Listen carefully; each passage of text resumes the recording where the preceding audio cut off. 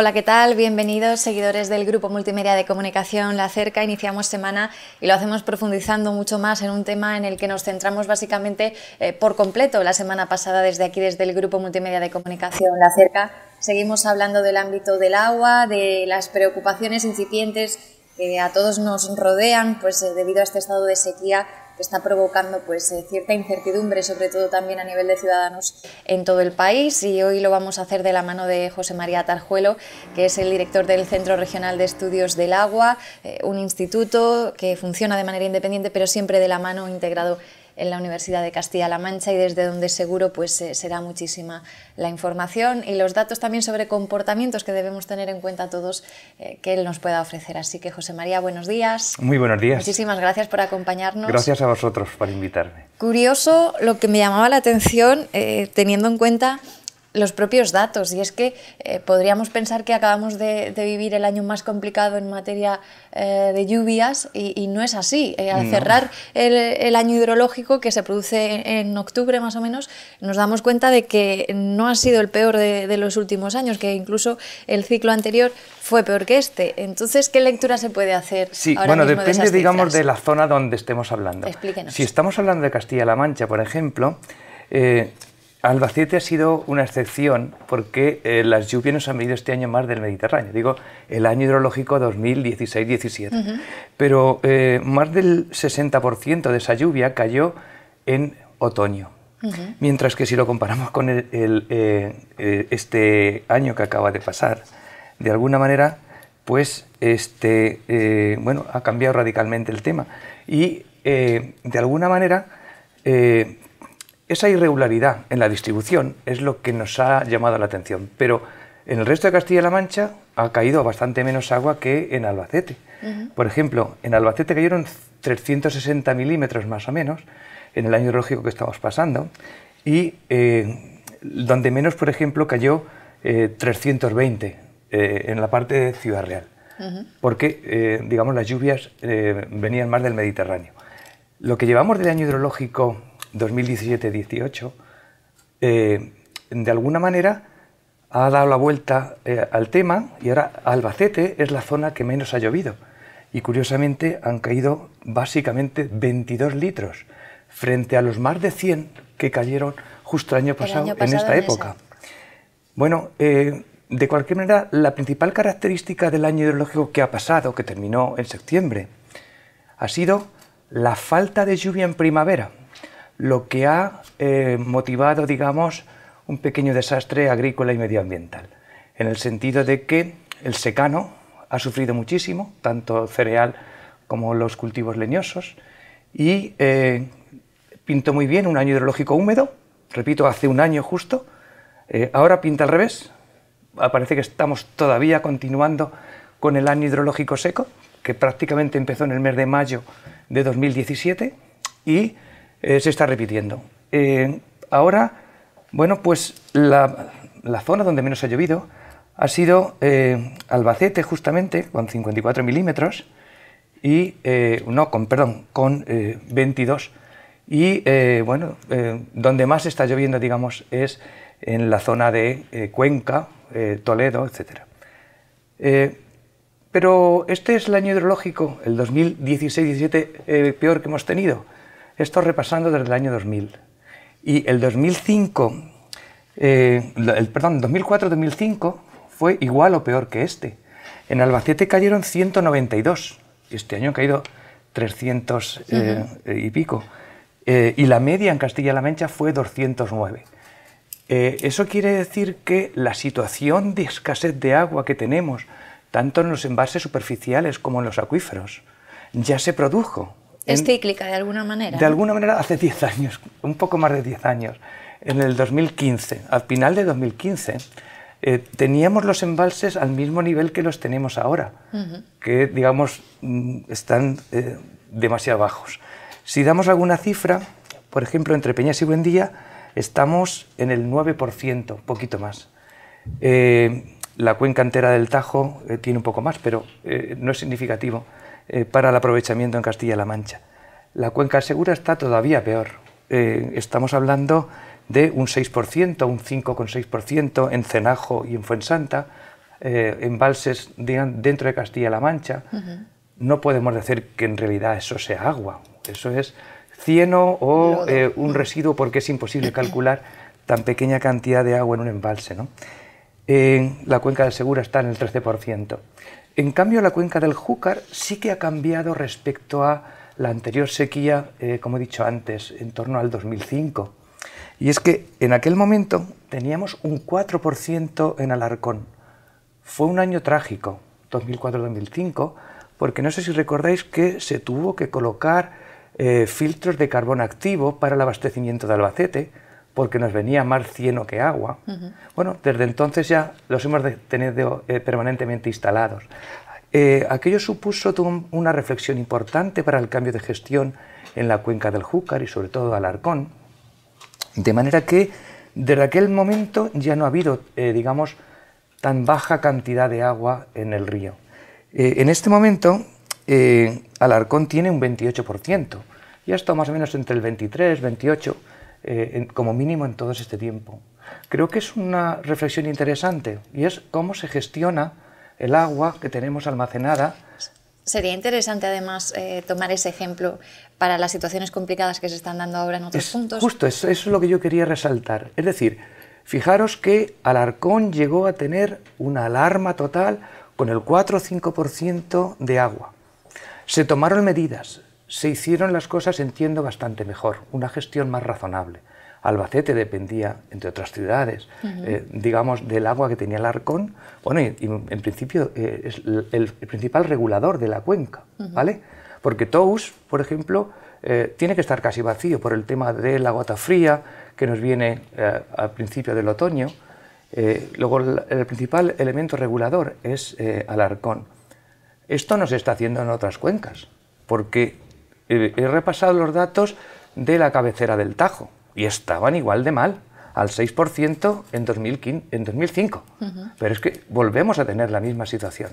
Luego, distintas políticas, claramente. Supongo que habrá razones para hacer una gestión u otra. Yo creo que en lo que he repasado, rara vez ha subido, donde más subió en torno a 2010-11, que a lo mejor en la cabecera del Tajo subía al 40%, pero qué lástima que siempre estemos entre el 40 y el 6 o el 9, ¿no? El Segura, otro pequeño desastre en este sentido, ¿no? Que esté hoy en el 6%, Fuensanta y Cenajo, como dos de los embalses más importantes de la cuenca, es muy triste. Y que no se vea ningún indicio de que el sistema de gestión vaya a cambiar, es más triste todavía. José María, a su juicio y partiendo de estas situaciones que usted bien ha analizado y nos está trasladando, ¿hacia dónde debería caminar una gestión más óptima de estas zonas con especiales dificultades ahora mismo? ¿Qué se está haciendo mal y qué habría que cambiar y cómo se debería hacer? Bien. Yo creo que la clave está en qué hay detrás de este sistema de gestión. Si hay más o menos necesidades en otros territorios, o especulación, o como lo queramos decir, ¿no? Lo cierto y verdad es que hay una grandísima presión por Levante, fundamentalmente en el Segura, porque entiendo que el modelo que se ha planteado, con trasvases incluso, es insostenible, totalmente insostenible, porque ha crecido la demanda mucho más que la oferta, que nunca fue la que se pensó cuando se diseñó el trasvase Tajo Segura, pero aún así ha ido creciendo. Y hoy la presión de los agricultores es tremenda, con lo cual, bueno, pues la Confederación le queda poco margen para decir, bueno, mientras haya una gota de agua te la voy a dar. Vamos a incrementar, que están incrementando muchísimo, se ha más que duplicado en los 4 o 5 últimos años la cantidad de agua desalada. Pero, bueno, ya se lo decían algunos hace más tiempo. Lo cierto y verdad es que detrás de todo esto está esa demanda en el destino y las presiones, el modelo. Yo no sé si de verdad ya es el momento de que alguien se plantee en serio un modelo de cambio de estrategia, de uso del agua, en un territorio que ni tiene ni se espera que tenga. Porque tendremos permanentemente presiones y hasta que no está seco, digamos, totalmente, como ocurre ahora mismo en la cabecera, la gente sigue diciendo que tiene que poner más agua, tiene que sembrar más cultivos y tiene que garantizar sus cultivos leñosos, que lo entiendo, pero no hay ninguna planificación. O sea, alguien ha tomado medidas para que, sabiendo que esto ya ha pasado en 2005, que ha pasado ahora otra vez y estamos en el límite de las cosas, va a volver a pasar nuevamente dentro de 6 o 8 años o menos, o a lo mejor ni siquiera con el cambio climático levantamos cabeza. ¿Alguien se ha preocupado de intentar decir que el modelo hay que cambiarlo? Porque es verdad que los cultivos leñosos, si no se le aplica agua, se pueden morir y es una inversión a largo plazo. Pero alguien ha remodelado la superficie, las tendencias, etcétera. Bueno, no sé, entiendo que detrás de la situación que tenemos de embalses totalmente secos está la gestión. Y el ejemplo de Alarcón creo que es suficientemente claro y ilustrativo. Y mirando fríamente los datos de esa gestión, ¿se podría decir que somos una tierra históricamente tratada de manera injusta en relación al agua? Hemos estado hablando estos días de atrás con los secretarios generales de las principales organizaciones agrarias y con otros protagonistas del ámbito del agua, y todos coincidían, al fin de cuentas, en lamentar que, siendo una región por la que discurren 7 cuencas hidrográficas diferentes, seamos la única que parezca que no puede usar el agua, que siempre acaba yendo hacia otro sitio. ¿Hasta cuándo se puede seguir manteniendo esta situación y sobre todo, pues qué se debe hacer? Me hablaban de Pacto Nacional del Agua, eran poco dados a creer en esa posibilidad porque aseguran que hay un desequilibrio de base entre las propias regiones y que no se sentaría a negociar nadie en igualdad. ¿Qué hay detrás de todo esto y qué se puede hacer si de verdad el gobierno, en este caso, se sentase y se plantease que hay un problema y que no se puede permitir que vuelva a suceder en el periodo de tiempo que sea? Bueno, lo primero que habría que decir es que Castilla-La Mancha, antes de los años 80, miraba a otro sitio y no miraba al agua. No apreciaba el valor del agua, no teníamos regadíos, no teníamos demanda. Los demás tuvieron una visión mucho más estratégica y se adueñaron de los derechos del agua. Y los derechos del agua, hasta entonces, hasta el año 80, eran gratis. Bueno, ahora siguen siendo gratis, pero casi había más disponibilidad de recursos que la demanda de esos recursos. Entonces, bueno, después de nuestra guerra civil, Levante se convirtió en un elemento fundamental para alimentar a la población. Y le dieron todo el agua que quiso y más, ¿vale? Entonces, Castilla-La Mancha no pidió agua. ¿Hasta cuándo? Hasta los 80 más o menos. Albacete es un ejemplo claro en donde, bueno, no sé si hemos dicho que Mancha significa secarral y por tanto siempre es una región árida en este sentido y ha sido alteraciones de lluvia, años secos y húmedos. Bueno, húmedos con 300 o 400 milímetros es una manera de hablar para nosotros. Pero lo cierto y verdad es que cuando nos hemos dado cuenta de la importancia del agua, gran parte de este recurso ya estaba distribuido a otros usuarios. Pero la pregunta que nos debemos hacer en Castilla-La Mancha, ¿esto ya tiene que ser para siempre? ¿O el hecho de que en un momento determinado los habitantes de un territorio no se dieran cuenta de esto y después ya sí que hemos visto la importancia del agua? Antes hablamos del petróleo como recurso estratégico, hoy es el agua el recurso estratégico.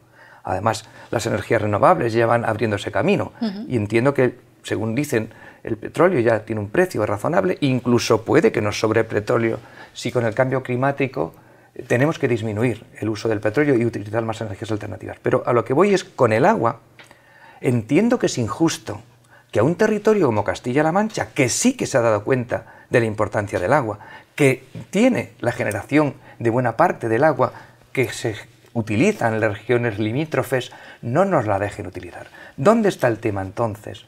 En que ahora hoy muchas presiones de aquellos que tenían derechos por encima de lo razonable, si queréis, que habría que ir reconduciendo.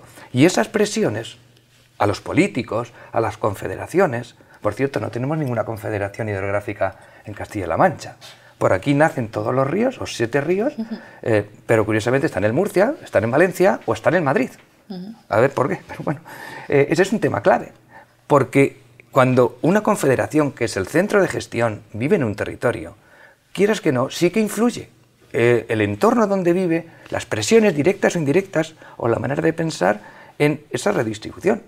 A nosotros nos hemos tenido que conformar en el Júcar, por ejemplo, con el agua subterránea. Bueno, en el Júcar y en casi toda Castilla-La Mancha, porque tenemos más del 90% de uso de aguas subterráneas. porque las superficiales ya estaban repartidas, ¿vale? Pero todavía tenemos situaciones sangrantes en el Segura. Con ese modelo hidrológico, digamos, insostenible, nos tienen declarados hasta los acuíferos que tenemos en Castilla-La Mancha. Sobreexplotados. Con lo cual, se llevan los pozos de sequía y no podemos utilizar pozos de sequía. O sea, es que es un drama.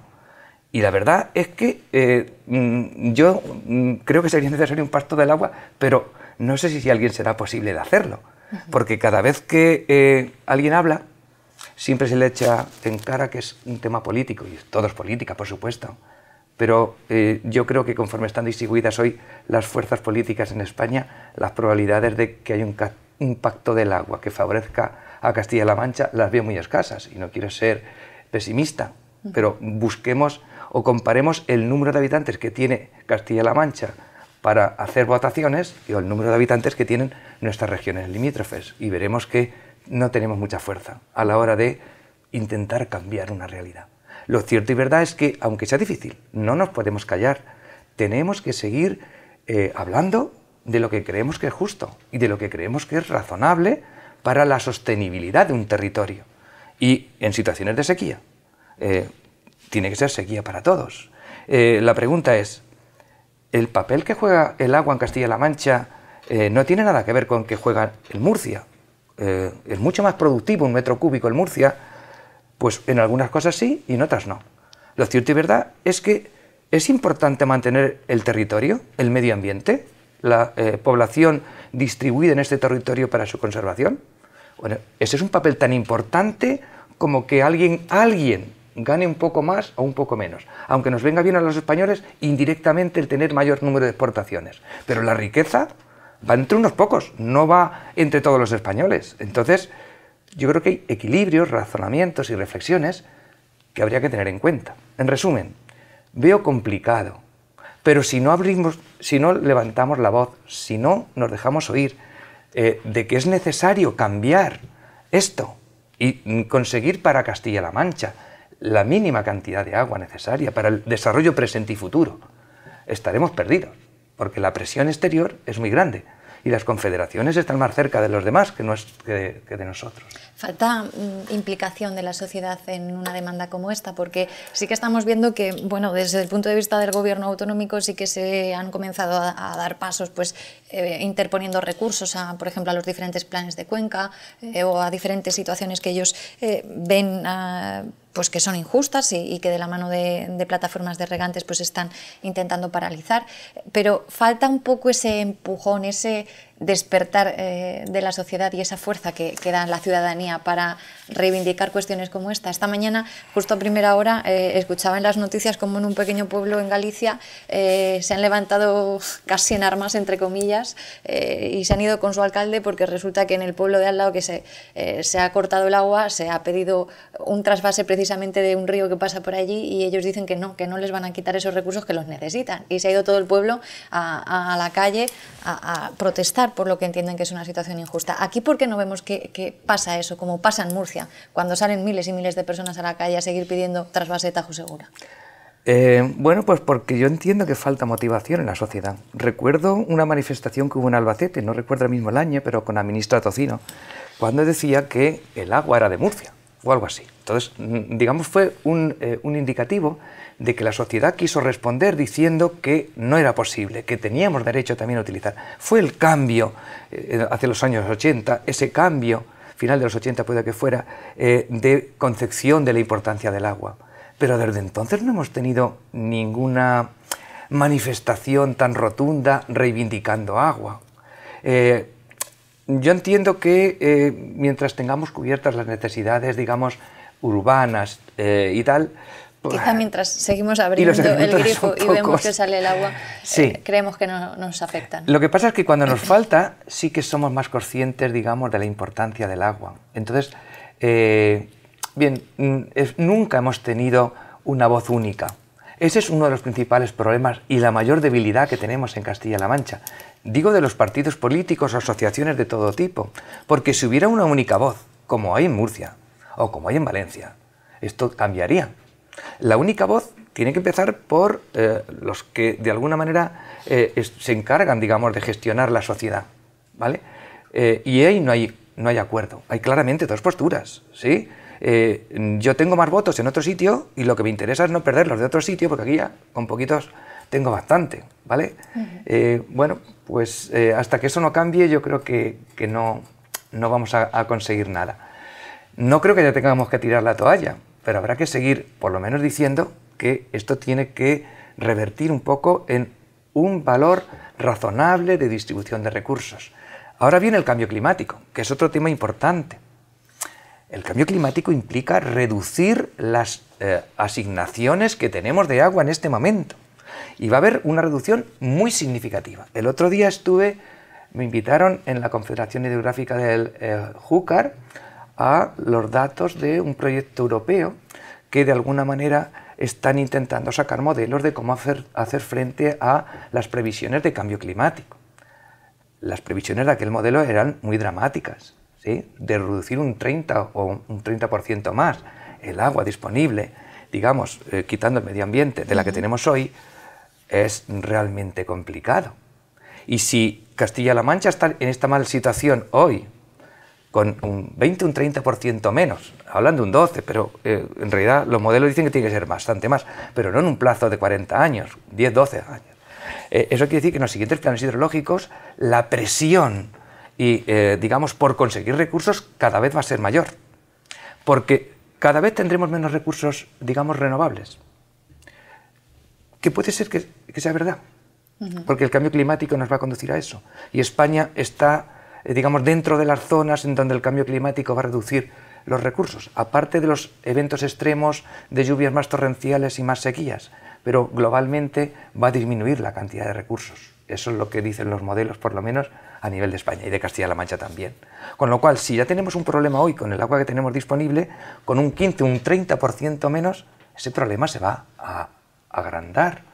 De ahí que, como no nos unamos a tener una voz unánime desde Castilla-La Mancha, vamos a tener unas negociaciones futuras muy complicadas, cada vez más complicadas, y bueno, pues habrá que ir abandonando, digamos, regadíos. Cuidado, también creo que es importante un tema clave. Tenemos que dar ejemplo, seguir dando ejemplo de un uso racional del agua. Ahí quería yo ir para terminar la entrevista, porque sé que además desde el CREA están muy sensibilizados y muy vinculados con los agricultores, por ejemplo, eminentemente, para enseñarles, para darles pautas, para ir siempre innovando de la mano de la búsqueda de esos usos cada vez más razonables del agua. Ha mencionado antes, pues como hay muchísimos agricultores, sobre todo de regadío en la cabecera del Segura, que están ahora mismo atravesando situaciones muy dramáticas. Hay pues recortes de riego ahora mismo establecidos hasta el 15 de diciembre, y a eso se le unen pues todas estas situaciones de los pozos de sequía que se vienen dando en los últimos meses.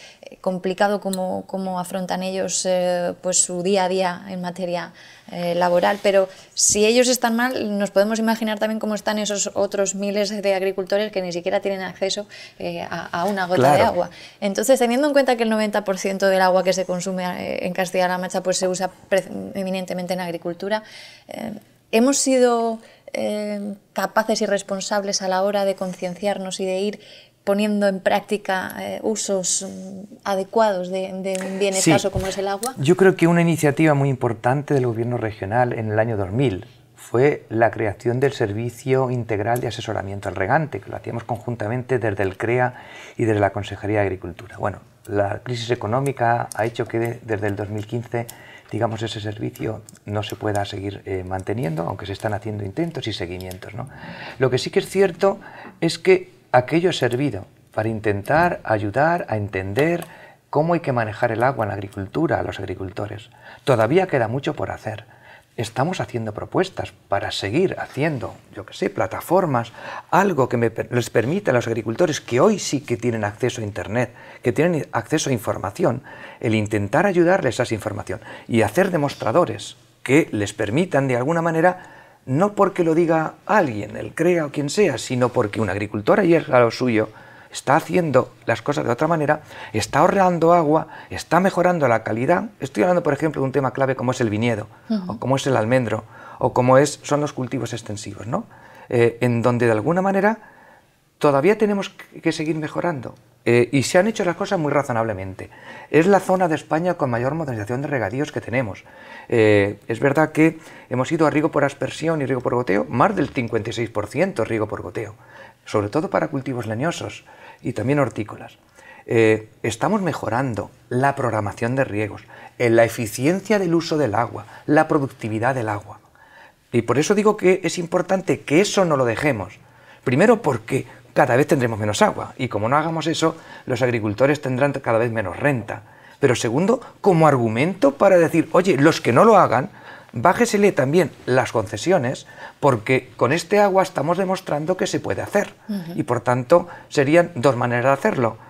Intentar mejorar la rentabilidad de los agricultores, dando ejemplo además para que los demás hagan lo mismo y haya otro margen para que tengan agua.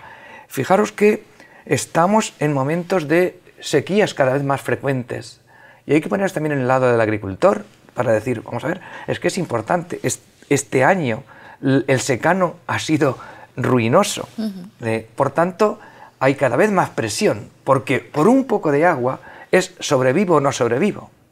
Pero busquemos la racionalidad en todo esto y creo que sigue siendo importante la colaboración entre los organismos públicos, incluida la universidad, la consejería y todas las instituciones, en que ayudemos a mejorar la eficiencia de uso de ese agua y la productividad, porque no tiene vuelta.